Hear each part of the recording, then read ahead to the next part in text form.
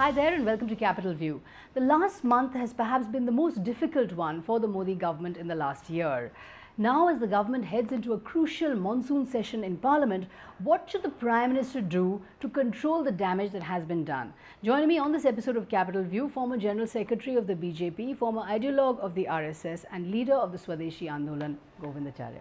Thank you very much indeed for being with us. You've been a critic of this government. If you were in Mr. Modi's shoes, how would you deal with the situation that has arisen with Ms. Sushma Swaraj and Ms. Vasundhara Raje? What would you do in this situation? I am confident that the present government has got good intentions. I don't doubt the intentions. I only question the priorities. And this context also, in the issue of morality and ethics, should have more priority than treating politics merely as a crass power game. But the feeling is that why should ministers resign just because of opposition and media pressure? Do you feel that they should resign? It should have been spontaneous on their own initiative. That would have been the best in the interest of the party and also of the society. Just like Advaniji has offered his own resignation on his own, despite being dissuaded by people like Atalji too. If morality and ethics, they are not the cornerstone of politics, then politics ends up merely as a power game, and in which only legalities and technicalities will rule the roost. And people of Bharat, they are driven by ethics and morality more than by legalities and technicalities. Therefore, because of all this delay, impression has gone far into the deep villages too, because with a lot of expectation, this government has come into power. For the first time in independence history of India, a non-Congress person as Prime Minister, a non-Congress party on its own full majority has been seated into power. So people expect them to be radically different, and especially when during the campaign, zero tolerance was much publicized. So is the party demoralized? Do you think people are demoralized that they are not doing the right thing? Many people, including MPs, MLAs, or other important office bearers of the party, they occasionally meet me also on the streets also we meet. We find that yes, the cadre is demoralized. Cadre is not able to convince the people, be it land acquisition, be it probity in public life. Rajnath Singh, the Home Minister, said recently that this is not the UPA government, this is the NDA government. I don't know and we don't resign just because of media and opposition. How do you react to that statement? So that's what. I don't know whether he wanted to screw up the government or whether he wanted genuinely whatever he said. I don't know. He is politically quite mature person. So it was just a miss, I think. He shouldn't have spoken all that. A mistake. Instead, yes, mistake. I think he should have adhered to the moral bindings, which unnecessarily, which was uncalled for. Whether UPA people resign or not, it is not the concern. What we promised, that should have been his concern. And that when he says that, yes, NDA people will not resign, people will not take it kindly. Do you believe that this whole claim of being a party with a difference, does that change when you come into power? When you come into power, does it become difficult to be a party with a difference? That way though I was naive, I can admit that, because one of the tall leaders of the party had told me once in late 99 or so, when we were established in power, he had said that, Govindaji, don't talk much about party with a difference. I said, why? Because BJP can be at best Congress with a saffron tinge. So power in a sense does corrupt. It can corrupt any kind of party. Yes, it is the inherent natural trait, or we may say weakness, handicap of the instrument of power. You talk about the faith that people voted with, but Narendra Modi himself, after 1 year, after so many years in public life, there's no corruption taint on him personally.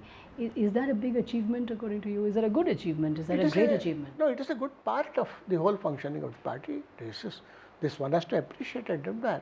And really I feel that his intentions also are there. I don't consider him as any kind of selfish person motivated by only merely political power. No, he is a person who has to be admired for his convictions, and his only motive can be to serve the people.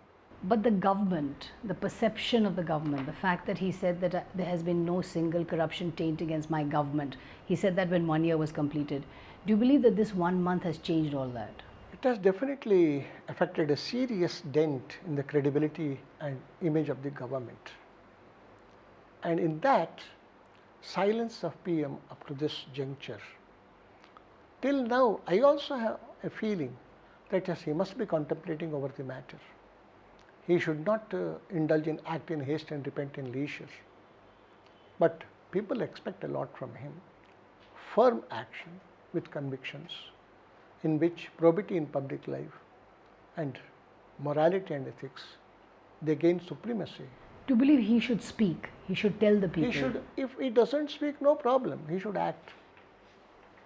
People should see that yes, something is being done. Not that he is speaking or not, that is immaterial. Instead, if he is not speaking, it is good, but it should be followed with action. As a lifelong association with the Sangh Parivar that you had, Mr. Modi today is highly powerful. This is a very centralized government.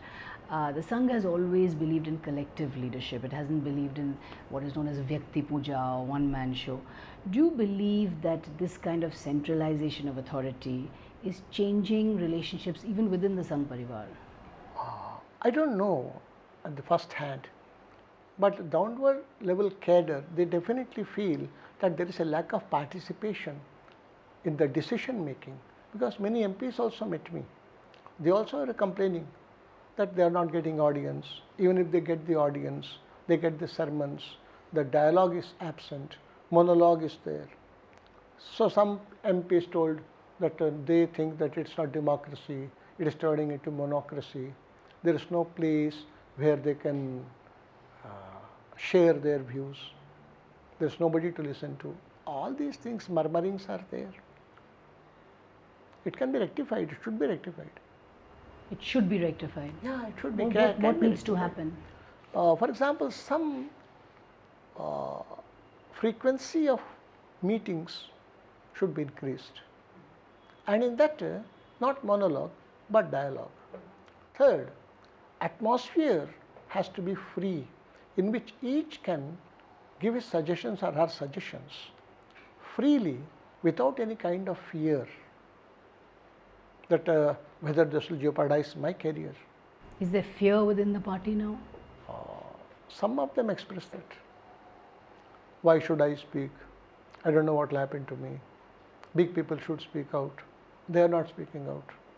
So it is better to keep mum, because the fate will be shared by all, not only by me. So why should I take the onus?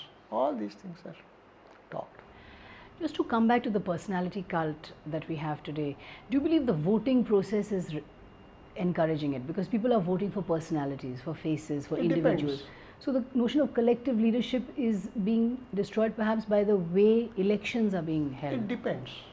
It depends in which role of money power is crucial. And for that, election commission has to be empowered. And I have seen in the political history of Bharat, in 70s also, when Indira ji was so dominant, she also advocated for a national government or presidential form of government. There was a time when during Atalji's time also these talks started. It happens, but people of Bharat, they are driven by A, morality, B, welfare of all, C, ecocentric development, not anthropocentric development. Ecocentric development, not anthropocentric development. That's what the people of Bharat are tuned and trained psychologically since millennia. Right. You mentioned Mrs. Gandhi. Do you think that Mr. Modi compares to Mrs. Gandhi, that her rise destroyed the party organization to some extent? Do you believe the rise of Mr. Modi, the rise of Mr. Modi will destroy the organization of the BJP?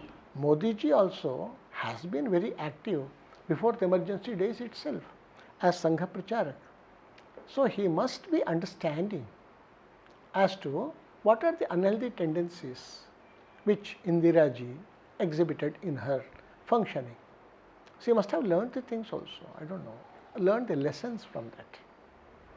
He has learned the lessons He from should that. have. That's what I believe. But do you think he can become another Indira Gandhi? I don't think, because times have so changed radically. People are so informed, proliferation and power of media, and now election commission also may be proactive. All these things, they cancel the possibilities, if any, and I don't see that Sri Narendra Modi ji will harbor any such ambition, because he also feels that for nation first, democracy is needed, and democracy prevails. That also he knows from the lessons of the history. Let's come now to the economy. The economic goals of this government are Make in India and making India safe for business, ease of doing business. Do you approve of these two goals, Make in India and ease of doing business? Made for India and made by India also should be clubbed along with Make in India. Otherwise, giving all the facilities, all the concessions, all the tax holidays, and making resources available free or cheap, that won't make the country strong enough for its own. And we should be able to bargain our market power, which is being used by others and not by us. Instead of that, some priorities also are needed. For example, skill development. It has got a beating. Nothing much is to be. If it is not commensurate with Make in India, this will result in reaping huge profits by the corporate sector, Indian or foreign.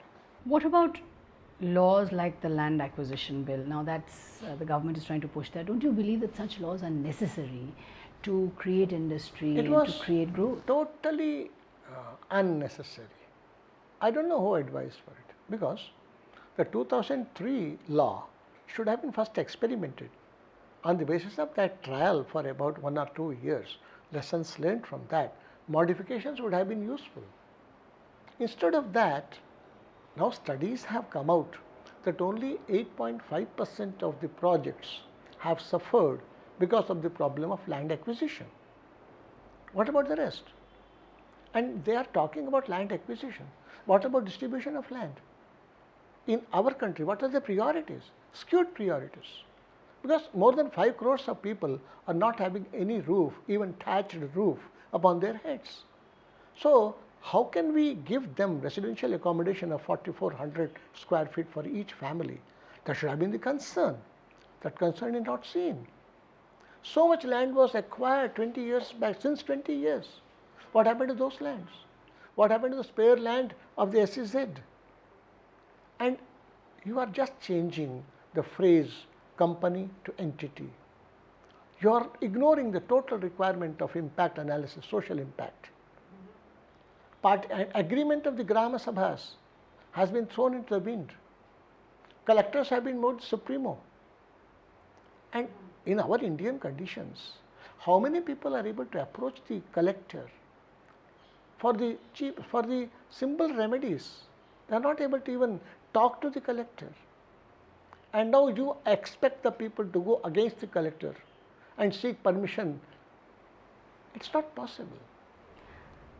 But the government argues that the 2013 Act was anti-industry. That you could not have acquired land under that law. And you need to acquire land for industry. Where is the paucity of land? What about the spare land in the SEZ? That should be used. So this government is going against the common man. I feel against the poor. It's an anti-poor government. Against the farmer and anti-nature also. This government is anti-poor, it's anti-farmer, it's anti-nature. That has been what has been the track record of the year. But I think that in the coming 5 years, they should understand, learn lessons, course correction may be there. Because mandate is for 5 years. So people expect a lot on this basis. For example, they are talking of smart cities. What about those 238 districts which lack drinking water and polluted water is there, contamination of fluoride and arsenic is there? What is being done for that?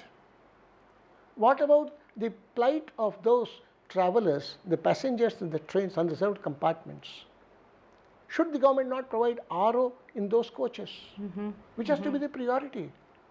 Why bullet trains? So if you look at all these things, one can safely, without any bias, conclude that yes, priorities are wrong. Priorities of this government are wrong. Let's take a short break at this point. Come back with lots more with Govindacharya on the other side.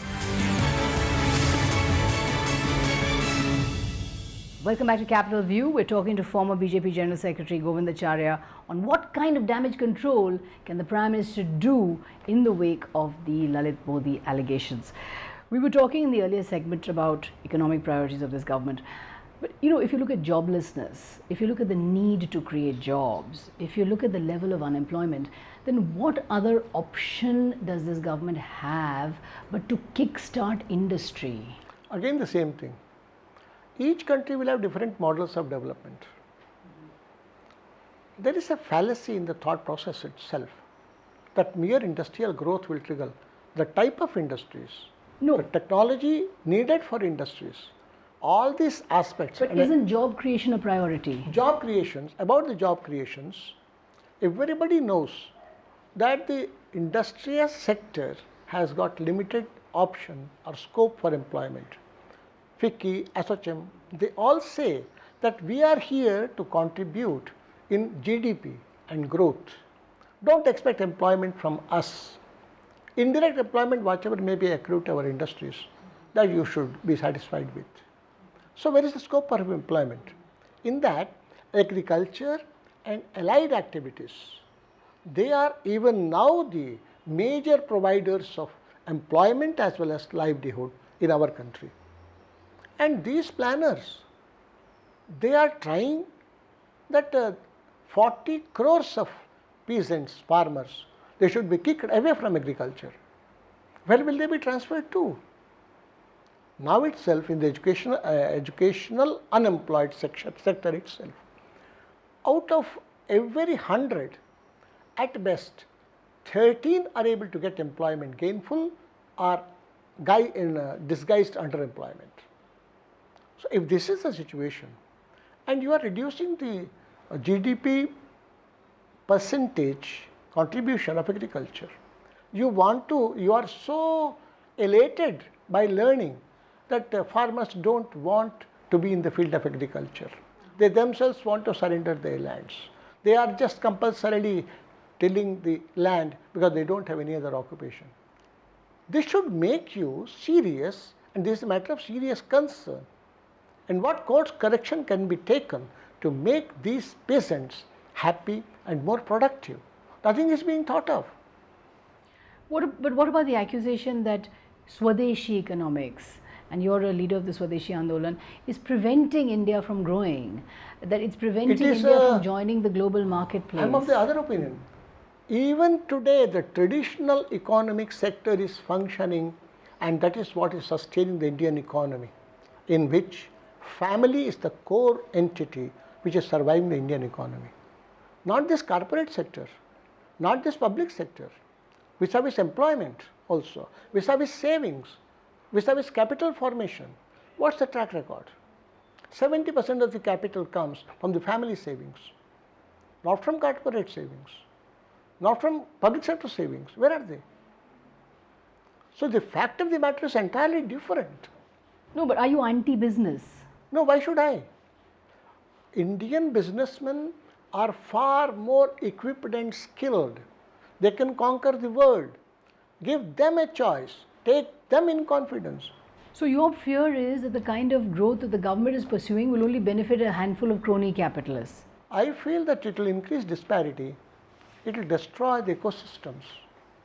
It will generate more unemployment. It will create, I think, profits for corporates and hope and expectation for the poor, which will be empty, empty and empty.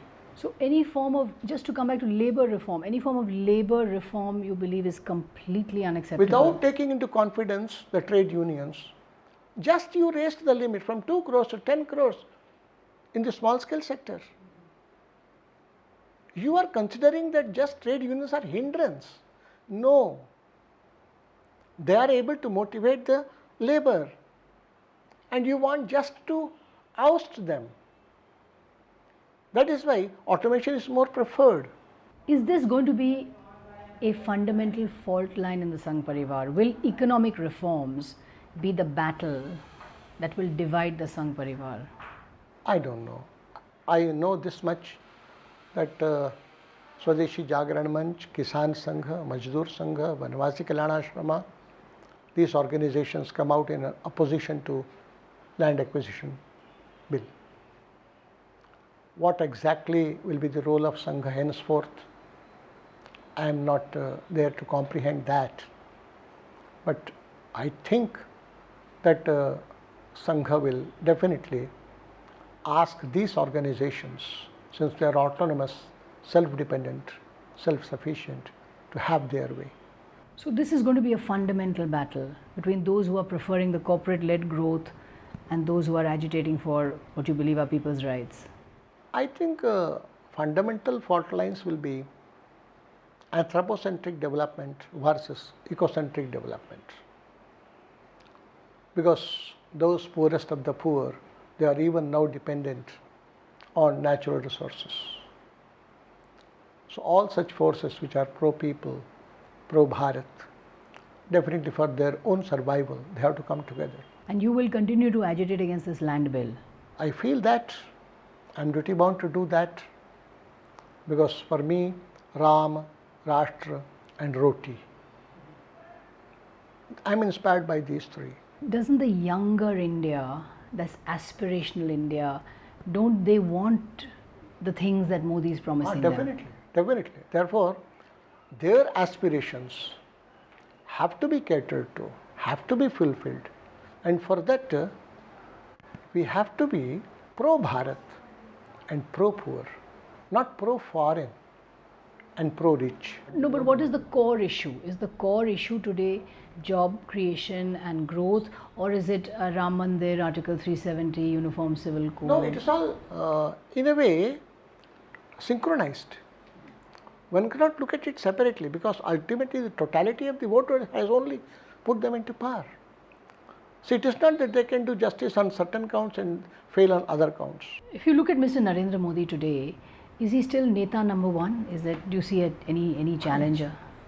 He's Neta number one. He has that trait in the personality, skills also. He has got enough skills also, political intelligence also. A couple of weeks ago, veteran leader L.K. Advani said that he doesn't rule out a possible emergency-like situation. Do you share that fear that there could be the rise of a benign dictator? I think I have got a mixed feeling. The robustness of the responses of the younger generation of Bharat, who are much more informed and committed in favor of dialogue, trust, which is the basis of the democratic system. So innately they are in favor of democracy, not monocracy. And dictatorship cannot be imposed upon this country. Govindacharya, you're as passionate and as committed as ever. Thank you so much for joining us on Capital View. That was Govindacharya. Join us again next week for lots more on Capital View.